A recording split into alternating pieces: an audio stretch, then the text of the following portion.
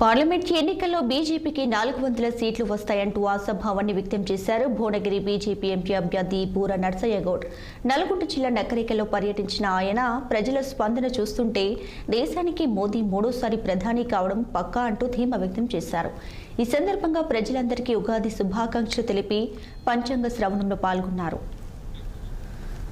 తెలంగాణ రాష్ట్ర ఉద్యమంలో BJP party లేదు అంటే అది అపహాస్యం అవుతుంది.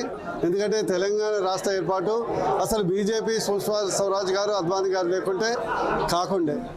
కాకినాడ జరిగినటువంటి పార్టీ కార్యక్రమంలో ఒక ఓటు రెండు రాష్ట్రాలను ఎప్పుడో ప్రకటించింది. బీజేపీ పార్టీ క్షేత్రస్థాయిలో పాల్గొంది ఉద్యమాల్లో.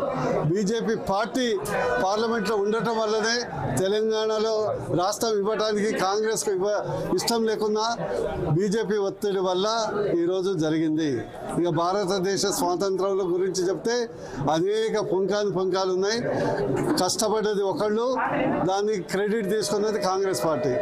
అందులో ఎంతోమంది కష్టపడ్డ బీజేపీ నాయకులు ఉన్నారు, జైల్లో పోయి ఉన్నారు, చనిపోయిన వాళ్ళు ఉన్నారు.